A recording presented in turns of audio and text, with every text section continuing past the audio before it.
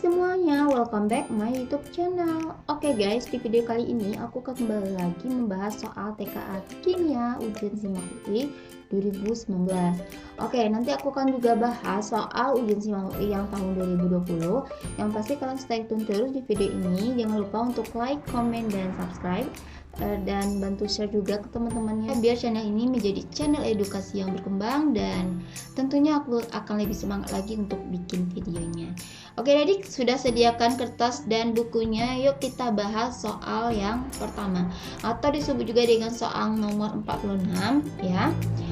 Oke, kita baca soalnya. Diketahui entapi reaksi sebagai berikut. Jadi ada datanya 3 macam di sini ya. 1, 2, dan 3. Pembakaran ZNS di udara mengikuti persamaan berikut yang belum setara. Oke, entapi delta H reaksi pembakaran ZNS adalah. Oke, berarti kita mencari berapa harga delta H untuk pembakaran dari ZNS ini. Jadi ini adalah reaksinya ya. Oke adik bisa ya. Jadi tahap yang pertama yang harus kita lakukan, kita harus membuat reaksi akhirnya tuh yang ini dari 3 reaksi yang ada. Oke. Nah, kita perhatikan yang pertama, ZNS ini posisinya di sebelah kiri. Artinya sebelum tanda panah ini, berarti dia sebelah kiri. Adik-adik lihat ZNS di antara reaksi 1, 2, dan 3 itu yang mana? Yang ini kan? Oke, nah ZNS di sini posisinya di sebelah kanan, sementara kita maunya di posisi sebelah kiri. Otomatis reaksi ini harus adik-adik balik. Bisa? Reaksinya harus dibalik. Jadi yang pertama ini dibalik reaksinya. Nah, kalau kita balik berarti ZNS tambah ZNS menghasilkan Zn ditambah dengan S. Berarti delta H-nya di sini harus dibalik juga. Artinya kalau di sini negatif, berarti dia berubah tanda menjadi positif, yaitu 202,9 kilojoule. Oke, adik-adik bisa ya. Nah, berarti yang pertama udah selesai. Ini yang pertamanya. Yang kedua lagi. Nah, yang kedua, adik-adik lihat yang mana yang mudah untuk diamati. Ternyata ada ZNO. ZNO di sini posisinya sebelah kanan. Kita lihat ZNO ada di reaksi nomor 2 di sebelah kanan juga. Tapi ini ada 2 koefisien, sementara di sini 1 ya. Otomatis karena kita mau 1 koefisiennya, adik-adik harus bagi 2 di sini biar dia sama-sama 1. Kalau dibagi 2 berarti 2 Zn dibagi, jadi 2 Zn ini dibagi 2 berarti Zn ya ditambah kan ini kan sama dengan 1 ya koefisiennya, berarti dibagi 1/2O2 jadinya menghasilkan ZNO, dan delta H-nya bernilai tetap negatif. Kalau dibagi 2 berarti jawab 696 dibagi 2 berarti 348 kilojoule. Kalau udah, kita lihat lagi yang mudah diamati adalah SO2.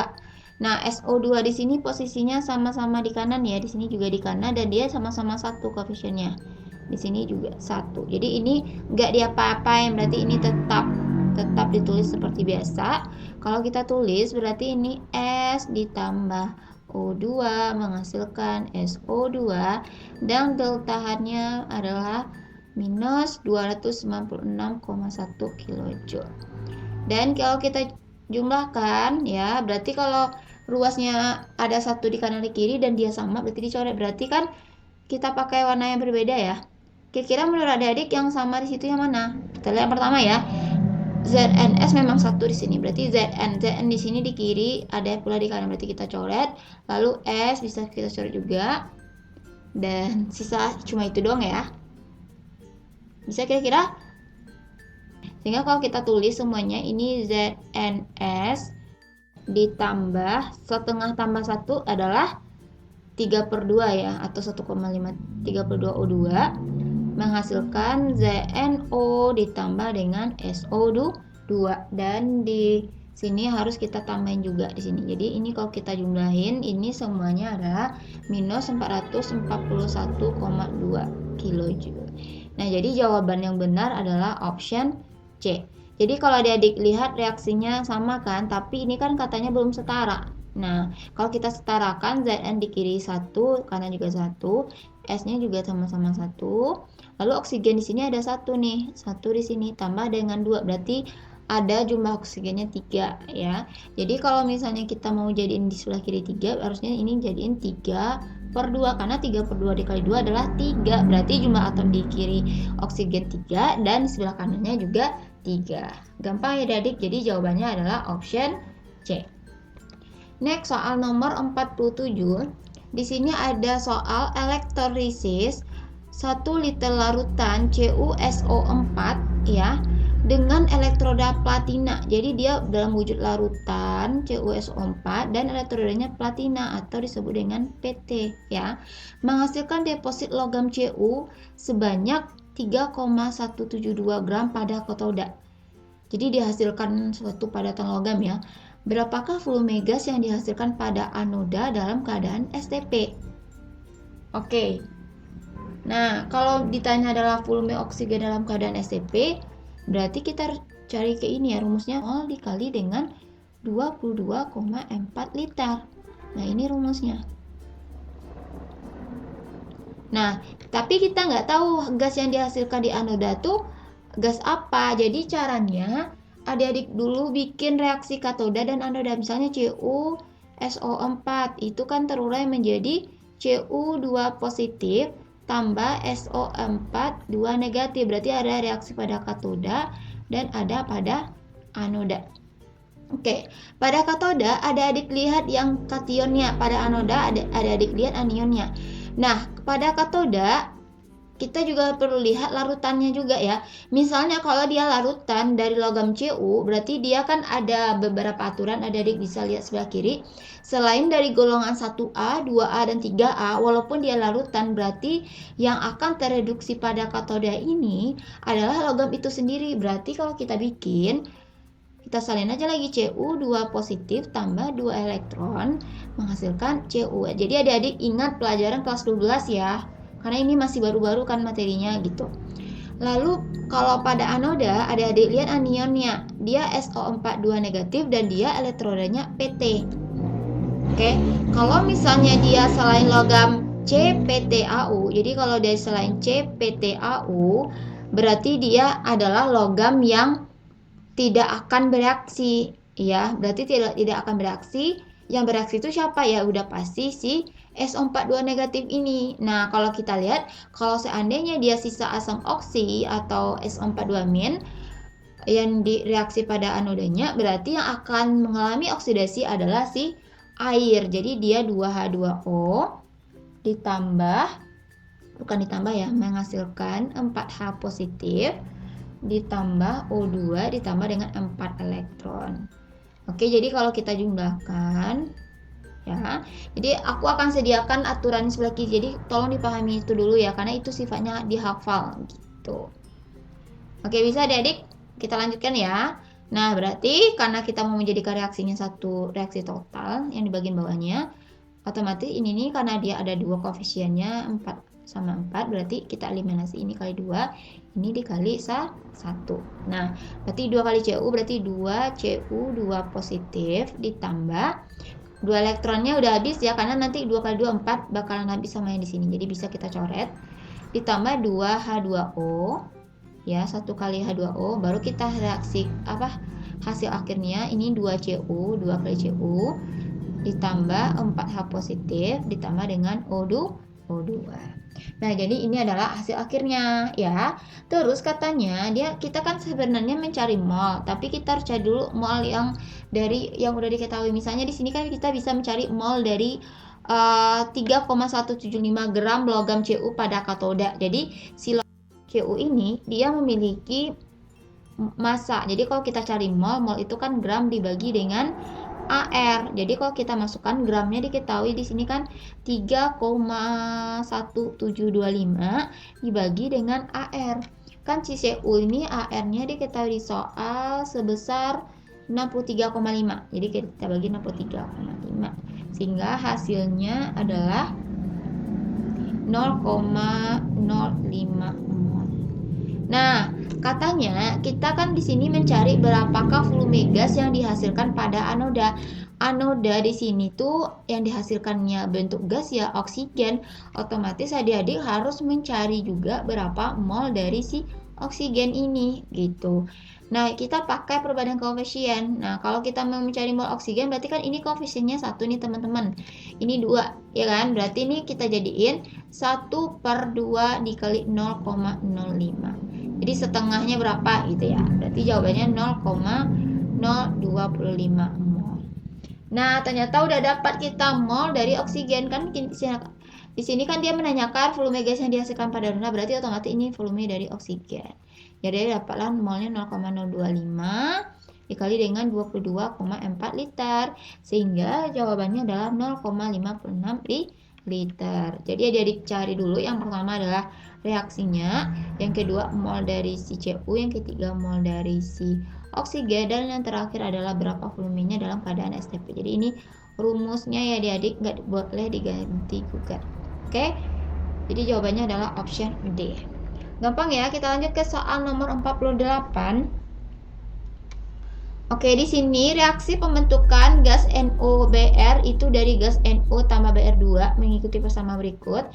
Reaksi ini berorde 1, di mana terhadap setiap reaktan dengan nilai tetapan laju reaksi adalah 0,25 molaritas -1 S-1 jika ke dalam 125 ml larutan dimasukkan 20 mmol NO dan 15 mmol Br2, maka laju reaksi 25% dari NO yang bereaksi adalah. Oke, jadi caranya gimana Kak? Jadi adik-adik dulu bikin persamaan dari reaksi berorde 1 gitu ya. Nah, kita bikin di sebelah kanan ini aja ya. Nah, di sini ya. Berarti laju reaksi itu kan rumusnya V ya. V sama dengan K dikali konsentrasi reaktannya NO dan dikali dari konsentrasi dari Br2. Jadi yang kita ambil itu cukup yang reaktan yang sebelah kiri ini. Katanya berorde 1, berarti ini nih pangkatnya 1 semuanya. Oke, bisa ya adik-adik. Nah, di sini katanya nilai K-nya udah diketahui ya. Ini nilai K ya. Nilai K-nya 0,25. Nah, sekarang tugas kita mencari berapa konsentrasi dari NO sama Br2. Oke, kita cari dulu ya. Nah, katanya di sini kita bikin dulu persamaan reaksinya dulu ya. Kita batasi dulu di sini nih. 2NO ditambah Br2 menghasilkan 2NOBr. Tentunya kita bikin dulu mula-mula bereaksi sisa. Oke. Nah, si NO-nya katanya di soal dimasukkannya 20 sedangkan Br2 15. Otomatis adik-adik tinggal salin aja lagi, ini 20, ini 15. Nah, saat ini dimasukkan otomatis ini kan belum terbentuk apa-apa, berarti dia strip. Laju reaksi saat 25% NO bereaksi, berarti otomatis kita harus mencari berapa 20% dari si NO yang bereaksi gitu ya. Berarti kita harus bisa mencari alfa sama dengan mol yang bereaksi dibagi dengan mol mula-mula. Ini rumusnya. Kalau dia derajat ionisasinya itu 25%, kita tulis di sini. Ini dikali dengan 100% ya. Oke, mol yang bereaksi kan nggak tahu karena ini yang mau kita cari. Kita mau mencari dari NO ya. Oke. Per mol mula-mulanya diketahui 20 di soal yang ini. Kan mol mula-mulanya diketahui kali 100%. Oke, kalau adik mau coret persennya boleh coret aja. Kalau kali silang berarti mol yang bereaksi, ya kan? Berarti sama dengan 25 dikali dengan 20 dan dibagi dengan 100. Berarti 25 kali 20 aja itu udah. Oke, berarti ini jawabannya adalah 5 ya. Berarti mol bereaksinya dapat 5, masukkan di sini. Berarti ini 15 ya kalau kita kurangi. Dan otomatis karena di sini NO-nya adalah 2 koefisien untuk 5, berarti untuk satu koefisiennya di sini adalah 2,5 ya, atau 1/2 kali 5 gitu. Ibarat kalian gini, kalian mau membeli 2 kursi harganya 5.000. Berarti kalau satu kursi harganya 2.500 gitu ya, kira-kira gitu. Berarti di sini untuk 2 koefisiennya juga sama dengan yang ini, di sini juga harus 5. Dan kalau kita kurangi 15 kurang 2,5 berarti 12,5. Ternyata kita udah dapat molnya. Dan kita harus bagi juga dengan volume ya, karena kita kan molaritas ya, molaritas NO itu kan rumusnya N per V. Jadi adik-adik 15, adik-adik bagi juga dengan volumenya.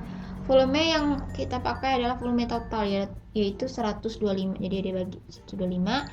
Dan kita harus cari juga molaritas dari BR2 gitu, adalah N per V. Berarti ini 12,5 dibagi 125. Jadi kalau ini kita bagi 0,12 dan ini 0,1. Barulah adik-adik substitusikan ke atas ini. Si NO 0,12 konsentrasinya, ya ini 12 ya. Dan si BR adalah 0,1. Sehingga kalau kita kaliin semua jawabannya adalah 0,003 atau 3 kali 10 pangkat min 3 molaritas per sekon. Jadi jawaban yang benar adalah option D. Oke, gampang adik-adik. Next soal berikutnya, nomor 49. Nah, Kevlar merupakan polimer yang bersifat tahan panas dan serat sintetis yang kuat. Jadi dia Kevlar itu adalah polimer yang bersifat panas. Nah, kira-kira monomer penyusun Kevlar adalah, nah adik-adik harus tahu dulu ya, apa itu polimer. Polimer itu adalah suatu makromolekul yang sangat besar. Jadi dia makromolekul yang sangat besar. Nah, polimer ini tersusun dari monomer ditambah dengan monomer. Jadi dia harus ada dua senyawanya, monomer sama monomer. Jadi kalau misalnya satu monomer yang itu nggak akan pernah terbentuk suatu polimer. Nah, jadi cara gampangnya dia lihat aja yang dua monomer. Ini udah pasti salah, ini satu nih, ini ada dan. Berarti ini bisa jadi antara D sama E, dan ini juga tidak mungkin gitu. Berarti jawabannya antara D sama E. Nah, jadi suatu polimer itu terbentuk dari monomer-monomernya. Nah, misalnya kalau adik-adik mau menjabarkan jawabannya, itu kalau kakak bikin di sini ya. Ini kalau misalnya ini kalau kita putusnya nanti di sini ya. Nah, kalau kita putuskan reaksinya seperti ini.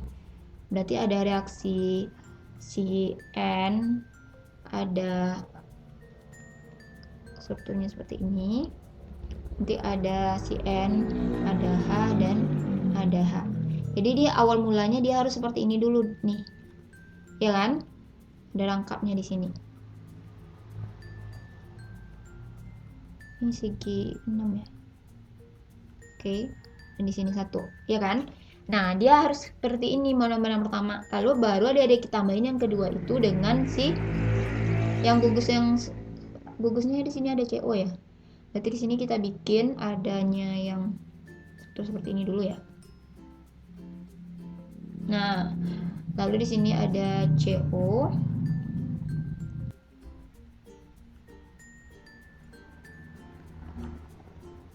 Oke, di sini harus ada atom C. Di sini CO dan di sini harus ada NH2.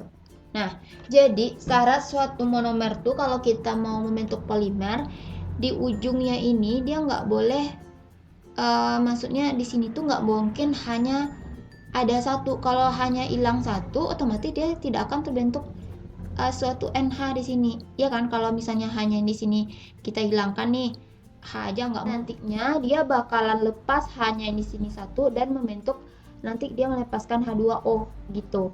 Jadi kalau misalnya ujungnya di sini nih yang option E-nya itu H aja, otomatis dia tidak akan membentuk polimer yang kayak ini kan. Kalau hanya hilang berarti kan nggak ada suatu NH di sini, yang adanya cuma NCO kan, ya gitu. Jadi ini nih lebih tepat jawabannya yang ada NH-nya di sini, yang ujung sini. Jadi kalau hanya lepas satu kan dia akan berkaitan dengan CO nanti. Gitu. Oke, bisa ya adik-adik. Jadi jawabannya lebih tepat itu adalah option N. Option D. Oke, next soal berikutnya. Diketahui unsur dengan nomor atom NaMgAl masing-masing 11, 12, 13 dan urutan jari kation berikut adalah. Jadi ini si 11 Na ya. Ini adalah 12 Mg dan satu lagi adalah 13 dari aluminiumnya. Oke. Ya kan? Nah, kalau misalnya dia melepaskan ion positif, Na-nya positif 1, Mg2 positif, sesuai dengan optionnya ini 3 positif. Dan ini pastinya konfigurasi elektronnya itu 11 kurang 1 kan jadinya 10 ya. Berarti kalau kita tulis ini 2 sama 8. Ini 2 juga 8, ini 2 juga 8. Karena 13 kurang 3 juga berarti semuanya adalah 10 elektronnya atau konfigurasinya 2 sama 8. Tapi yang membedakannya adalah oke, adik-adik tahu ya ini terletak di golongan roda ketiga nih semuanya ya. Tapi kalau kita hilangin berarti kan urutannya Na, Mg, sama Al ya. Tapi cara melihat jari-jari ion, jari-jari kation, ini kan jari-jari ion ya. Kation itu jenis kation yang bermuatan positif ya, berarti ion positif. Kalau misalnya dia sama-sama memiliki kulit yang sama, ini kan sama-sama dua kulit nih setelah dia lepaskan ya. Atau peradanya sama nih gitu. Nah, kalau misalnya dia udah sama-sama 28, berarti yang kita perhatikan adalah ionnya. Kalau semakin dia banyak membuang, kan kalau ionnya positif, berarti kan dia melepaskan atau membuang elektron. Nah, semakin banyak elektronnya dibuangnya, misalnya di sini 3 positif, itu mengakibatkan jari-jari kationnya akan semakin kecil. Berarti kalau semakin positif dia, berarti jari-jarinya akan semakin kecil. Berarti antara 3 positif, 2 positif sama Mg ini, otomatis jari-jari yang paling kecil adalah si Al. Berarti kalau kita urutkan jari yang paling besar Na dulu, habis itu Mg, baru terakhir adalah Al ya. Jadi Na positif, Mg 2 positif, sama Al 3 positif. Oke, konsepnya semakin banyak elektron dilepaskan atau muatannya semakin besar yang dilepaskan, berarti jari-jarinya akan semakin kecil. Jadi jawaban yang benar itu adalah option yang A ya. Oke, adik-adik, aku akan bagi pembahasan soal kimia simak UI ini jadi 3 part biar nggak terlalu panjang, 5 soal. Dan sekian dulu video sekali ini, semoga bermanfaat. Kalau ada pertanyaan silahkan aja tinggalin komentarnya di kolom komentar. Thanks for watching, see you on my next video. Assalamualaikum warahmatullahi wabarakatuh.